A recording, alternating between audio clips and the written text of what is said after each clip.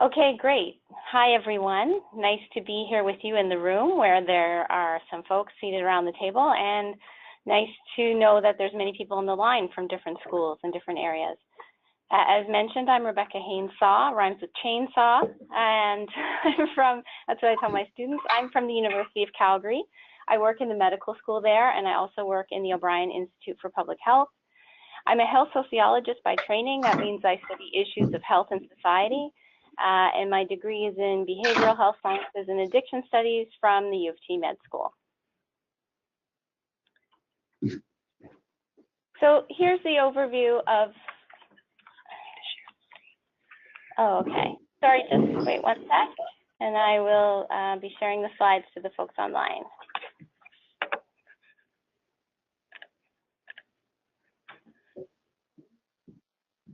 There we go. So here's the overview, the who, what, where, when, and why, and how of today. I'm going to tell you about who I am, why we're legalizing, and then we'll talk about the myths and fears about cannabis. I've broken it down to the top 10 things that I hear, how to reduce risks and stay safe, things to watch if you're worried about your use, and where you can learn more.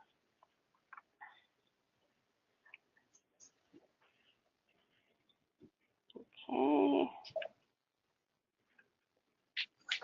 I'm having a bit of an issue advancing the slides. I will go down here and try it. There we go. Okay, so I gave you my academic credentials, but the thing I'm most known for in Canada is that as a teenager, I was on the 2 original versions of the Degrassi series, which some of you probably watch on Netflix. So what you're looking at right now, yes, I have long hair still, but this is me 30 years ago as a teenager. I played the character Kathleen in Degrassi Junior High and Degrassi High. And so my character was the evil, they called her the Wicked Witch of Degrassi. She had anorexia and an eating disorder. She had an abusive boyfriend and an alcoholic mother. And also coincidentally, in an episode, she found some cannabis joints in the girls' bathroom that some boys had hidden, and smoked these with her friends at a party and had a very negative experience. So I did have a cannabis storyline. But really, Degrassi was the thing that motivated me to go on in my academic career and study youth health, because the best thing about the show that it still does today is it addresses a lot of the controversial issues like youth suicide, gender transition, and violence. And it really puts youth voice at the center, and it's never adults solving the problem. So that's continued today, even though the series has changed. And also, because some of you watching and in the room are younger, I don't know Drake. That's what most people ask. But I do know a lot of the other people. Okay, now there's a toolbar here, and I can't get to the point where we advance. Okay, great, toolbar's gone. So what I'm known for academically, though, is a film called Cycles. Did anyone here in the room watch the Cycles film? No? This film is shown at many high schools across Canada. It's something we developed in 2013 in BC, and this is based on our research project with young people who use cannabis frequent or daily, age 13 to 19 in 3 communities, and that project started in 2006. So to date, that's one of the oldest research projects running that examine youth cannabis use. And the reason why we did this project is that use is widespread in BC, but no one had ever talked to young people to ask why they were using, how they were using, and what their experiences were. So we thought it was important to do that. And we found that there wasn't many opportunities for adults, school counselors, and teachers to have dialogue with students, even though use was going on in and around schools. So we developed this film to spark discussion. And the film is interactive. You can see up in the corner there, there's some multiple choice questions you can watch, and then pause the film and stop and ask and answer questions. And we really tried to not lecture people about health consequences or legal consequences, really focus on the romantic relationships, peer relationships, and how cannabis impacted this young couple in their relationship.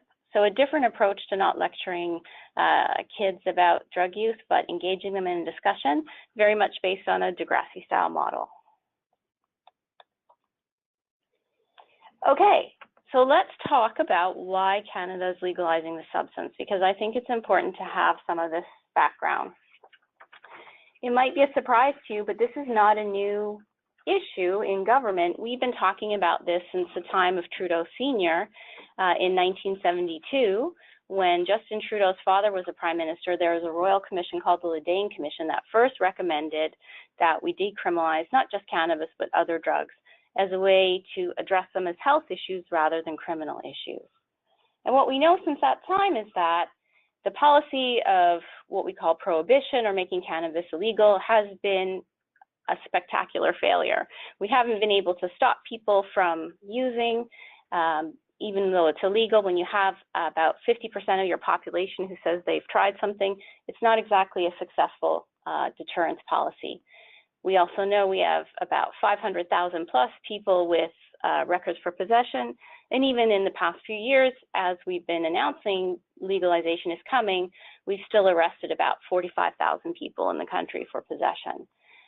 So it hasn't worked. And the thinking in the public health approach to this is that we make it legal but tightly regulated and strict rules around sales as a way to make it a safer model instead of buying it from an illegal source. Not safe, but safer. That in this context, we can do a lot more education and support, which is what we're starting to do today. And of course, for governments, it is a tax revenue. Not right away because there's lots of startup costs with getting legalization going, but it will be a source of revenue instead of spending money on arresting people and putting them in jail. Okay. So I think part of the framework, in addition to the health issues that you really need to think about, is that as young people, what is the framework meaning for you? So there is an addition to the slide that the webinar people showing that you're not seeing in the room, and that we do know that youth are not allowed to possess or buy cannabis legally. However, Bill C-45 does decriminalize possession for youth 12 to 17, who will be under the legal age. And this age is varying a bit across the provinces and territories, and I understand it's been set at 19 here. It's 18 in Alberta, which is harmonized with our age for alcohol. And so most jurisdictions have done that in order to make these things the same. However, I always like to say that 18 or 19 is not a starting point. This is not when we say, hey, go. It is saying this is when we think that people can reasonably make safer and responsible adult decisions about a number of things, including alcohol use, including voting, and other markers of adult status. So, for example, in Alberta, under our jurisdiction, decriminalization for youth 12 to 17 means that if you have up to 5 grams, which is about 10 joints, you won't have a permanent criminal record for this. So that won't be something that will follow you. However, it will be confiscated by the authorities. You'll get a ticket and your parents will be called. So this is very much similar to the approach we have to alcohol right now.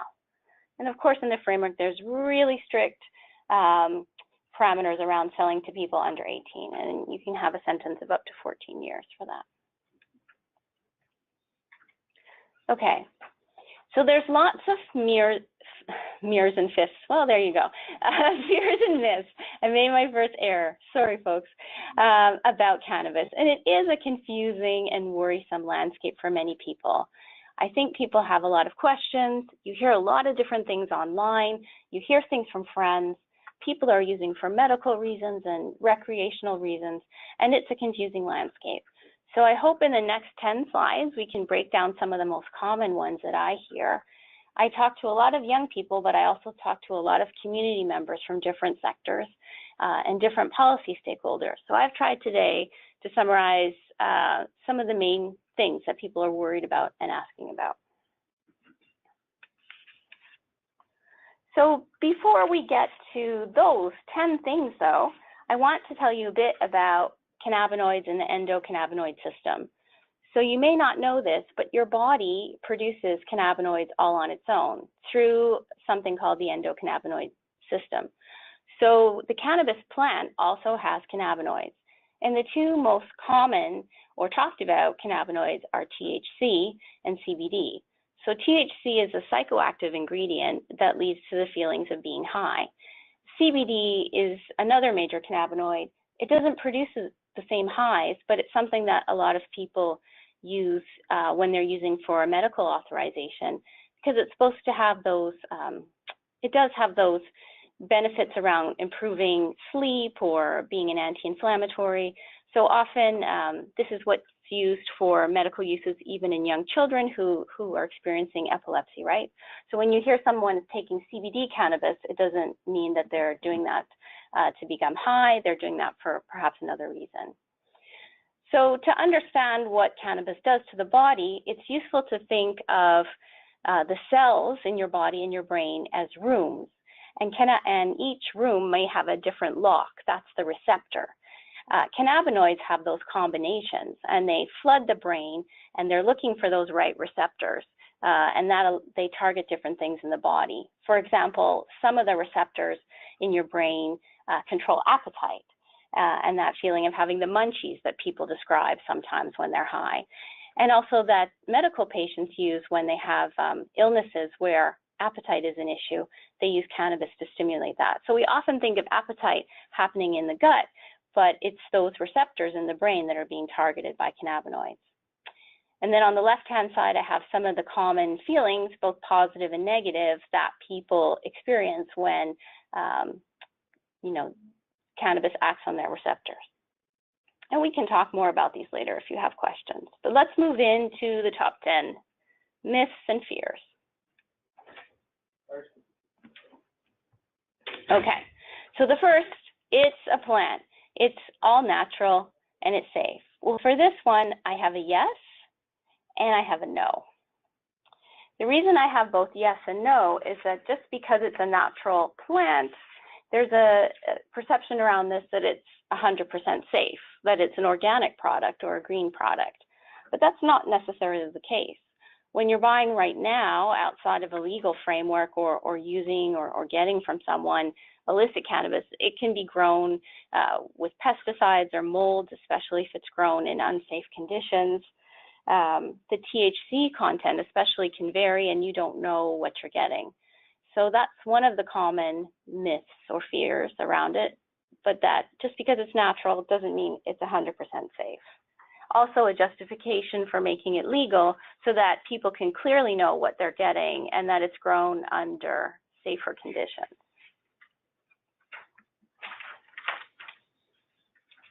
Number two, I wonder if people have thoughts about this in the room. The answer just popped up. It's no. Is it better for you than tobacco or alcohol? Well, one of the reasons I said no for this one is that it's very tricky to compare substances and say, well, this one is better than that one, because each substance you'll use has risks and benefits, and these very much depend on the person, their family history, maybe their pre-existing vulnerabilities, and also the dose and the way that you're using. You may experience more severe risks depending on who you are, what your history is, and what other things are going on in your life when you're using a substance. So this is confusing to people because we will hear from people using, or at the policy level, we will hear that cannabis is safer or better. And what that means is if you look across our populations, cannabis is associated with less risk. So that means less risks and harms, less accidents, less physical aggression. It doesn't cause overdose. But that doesn't mean that it's 100% safe for individuals to be using all the time, every day. But it is less risky compared to the outcomes that we see, a lot of impaired driving and fatalities and aggression associated with something like alcohol. However, when you think about tobacco, cannabis is also something that can impact your respiratory health if you smoke it frequently. It runs the risk of chronic bronchitis, just like smoking cigarettes does. Okay, so my next one is, it's safe to drive when you're high. This is something you hear from a lot of people. Any guesses on the answer? I guess you guys have the cheat sheets here, so you'll know if you're following around. I brought in a really slow no here because people do tend to drive slower when they're intoxicated by cannabis, whereas when you're intoxicated by alcohol, you tend to drive faster and not notice that you're doing so. But driving slow is not necessarily safe at all, and cannabis intoxication does work to impair your motor function and your ability to react, and that type of cognitive delay can happen. So definitely not safe. Any ideas about how long you should wait before you get behind the wheel of a car? It's about 6 to 8 hours. That's what's recommended, not only for driving, but for operating heavy machinery or thinking about other tasks that you might want to be fully aware for. So in our lower risk guidelines for cannabis use in Canada, that's what we recommend. So that's quite a long window when you think about it. However, also really important to know that if you've been using cannabis and you're involved in a roadside crash, you know, you can test positive for THC. It stays in your blood system for up to 3 days for some people because of the way the cannabinoids reside in the fatty tissue. So this is going to be a really tricky issue for Canadians, but something to think about when you're going to drive, and always staying safe, because you don't want to have an impaired driving charge. Okay. The next issue is cannabis causes lasting brain harm. For this, I have yes and no, because I personally feel that the research is somewhat undecided. However, this is a message that we're paying a lot of attention to in health. It's a message that's somewhat divisive for people. The reason I say yes and no is because for young people who've used cannabis occasionally or recreationally, I don't want to send a stigmatizing message that you're now brain damaged, that you're now not smart, and that you now cannot achieve anything. I think we need a very specific message around reducing harms and talking to people about what the research is saying, but that it's still somewhat inconclusive. So the reason why we've had a lot of focus on brain harms is that there's new research from neuroscience saying that the window of brain development in young brains goes up to the age of 25, maybe even 26 or 27 for males compared to females. And so the way that the cannabinoids act in the brain, the way they target the receptors, they also work in the same segments of the brain that targets cognition and also how we organize thinking and memory and our working organization of the brain called executive function. So in adult cannabis users, some of the ways that cannabis might impair memory and thinking and ability to organize thoughts, that disappears when you stop using. Some of this early research is saying, well, we don't think that those deficits or those impairments really disappear when people start at a young age. And then only a month ago, another report came out and said, well, what we found across the literature is that, yes, there are impairments, but most of these resolve for young people 3 days after they've stopped. So I feel like it's a very confusing landscape right now. But what we can say is that if you start in early adolescence under the age of 15, so that's a very early start, maybe 13 or 14, and you're using heavily and frequently, the more likely that you'll be subject to some increased risk for memory, cognition, and thinking. But that's very different from saying, yes, any use definitely equals brain harms.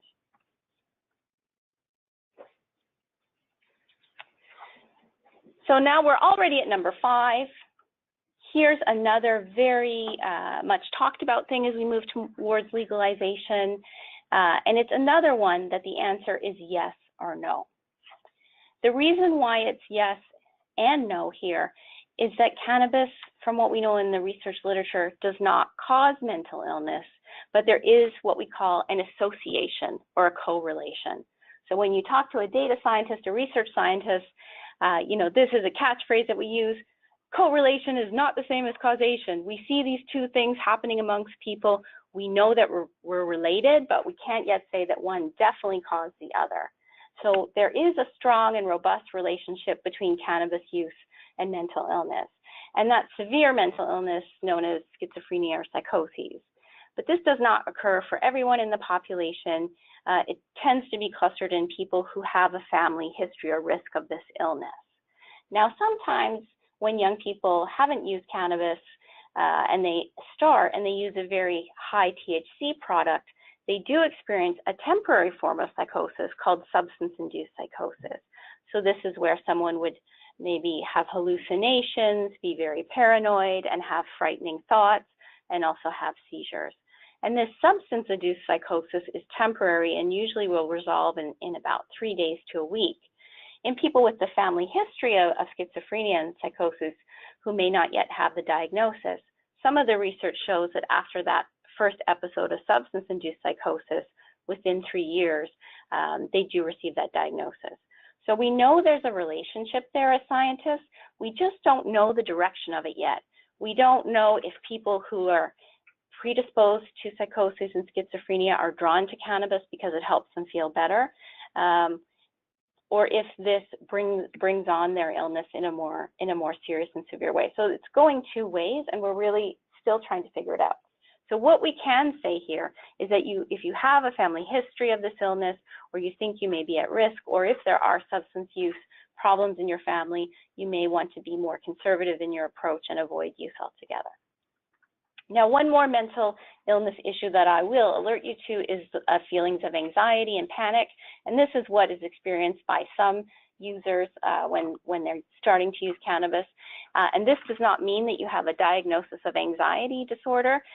It means that the substance is triggering these negative feelings in you. And some people who smoke a lot of cannabis do develop what we call a social anxiety disorder because they're spending time by themselves. You might think of the stereotype of someone being in their basement, watching movies or playing video games and not interacting with people. So they develop a social anxiety.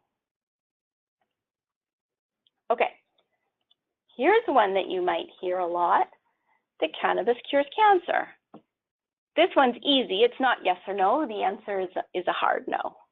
And I think this is also a confusing landscape, because if you do go online to some of the medical cannabis companies, or you talk to people, I've done panels with people who've said that cannabis has cured their cancer, and the research evidence is just not there for this. I think where this myth comes from is that we do have evidence that cannabis helps with those feelings of nausea for people undergoing chemotherapy for cancer. So there's 3 medical uses now where we have high-level evidence where we can say that yes, cannabis is an effective medicine, and that's nausea from chemotherapy, as I've just mentioned. It's also for relaxing rigid or spastic muscles when people have conditions like MS or rare epilepsy conditions in young children. And then people who have chronic pain disorders, they do report some type of relief from cannabis. So these are some of the things you might be hearing about from your relatives or people you know using for some medical condition.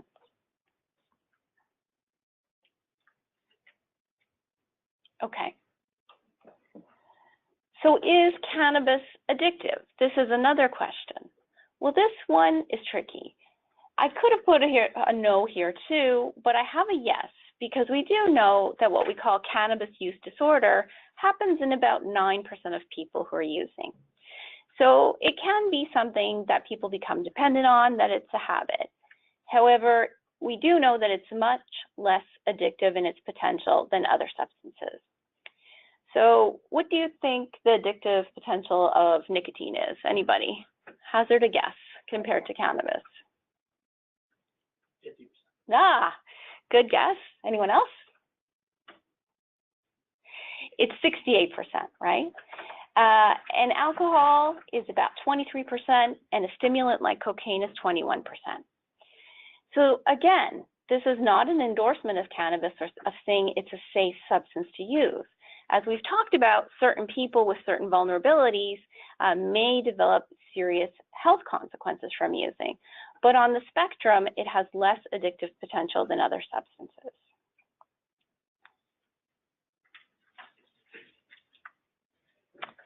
So cannabis is a gateway drug. I included this cartoon from some of the anti-pot messages that we had circulating in the 60s and 70s, that pot opens a door, it's a gateway.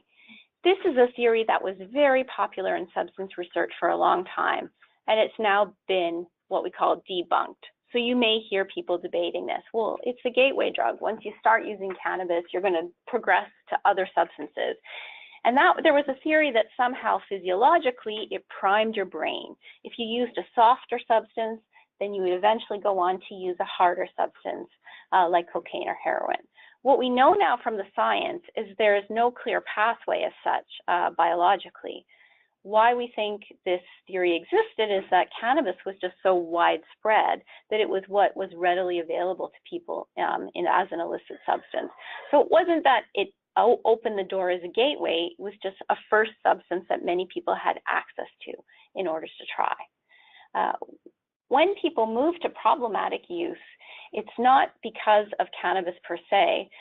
Problematic use of a substance or progressing to harder drugs is usually associated with a clustering of things in someone's environment, so what's available, what other people are doing, and then other risk factors like poverty, trauma, adverse childhood experiences like abuse or neglect.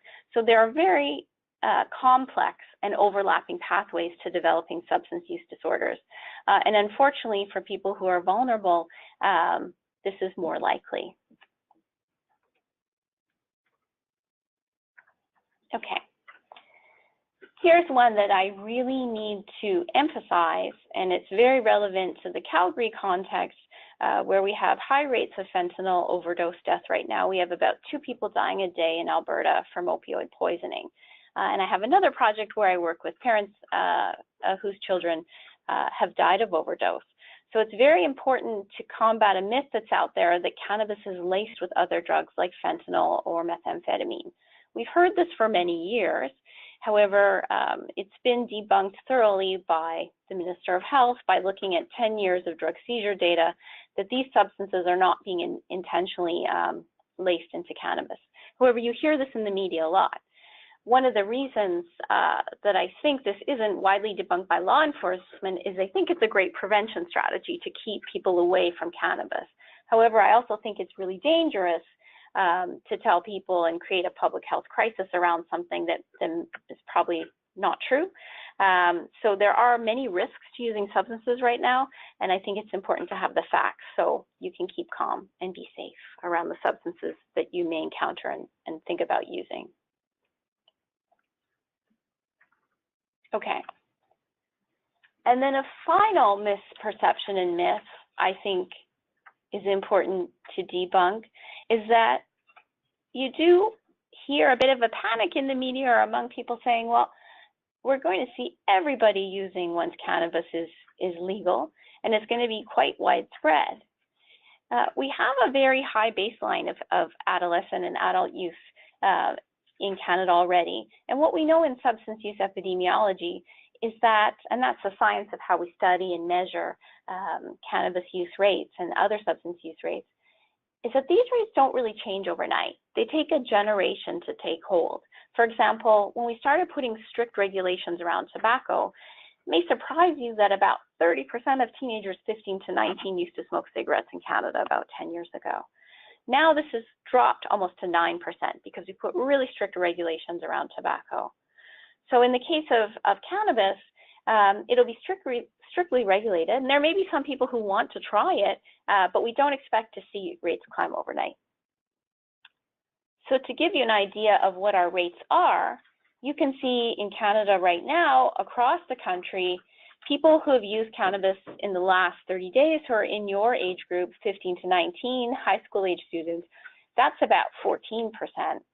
And then people who've ever used, so tried it at least once in their lifetime, is about 29%.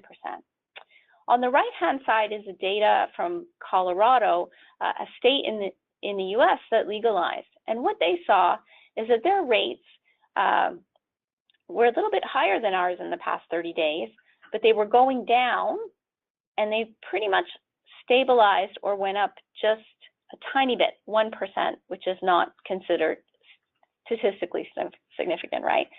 So it's very tricky to wrap your head around all these numbers and charts and graphs, but one of the reasons that we have this public health rationale for legalization, and we think it's not going to be a disaster for the population, is that rates, you know, you see that some people are using, but still by far and large, most teens are not using, right?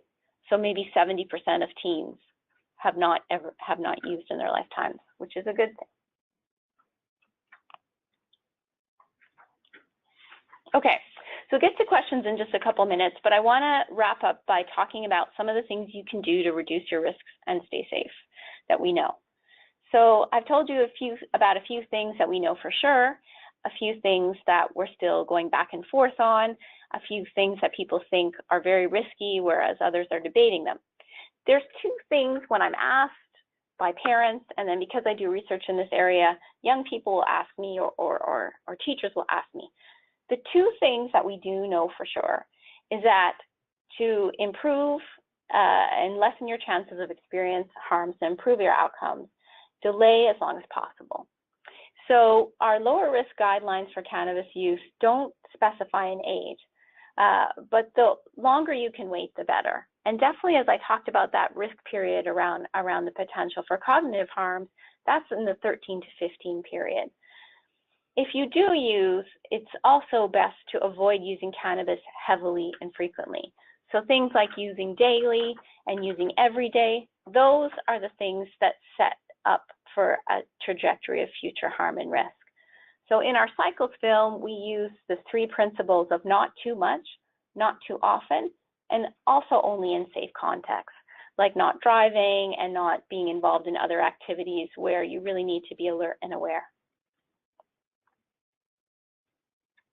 So what are the signs that you should look for? When should you worry about maybe your cannabis use or a friend or family member's cannabis use? Well, here are some principles around knowing signs of addiction and dependence that apply not just to cannabis, but other substances like alcohol or other drugs. If you find yourself losing interest in activities that used to be fun, if you've been trying to cut down or stop, but you can't, if you find yourself using more and more of something in order to get the same effects, I think this also applies to phones and video games sometimes, any of those behaviors that release the feel-good chemicals in our brains, but then we seek out more and more to try and get those same feel-good effects.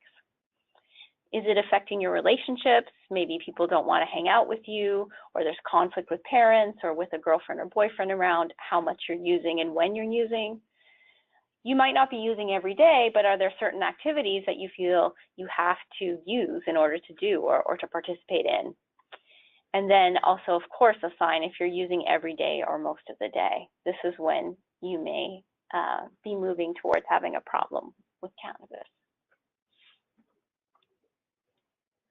So one place you can get more information, where I've taken most of the content from today, is from the Health Canada website, Your Cannabis Questions Answered.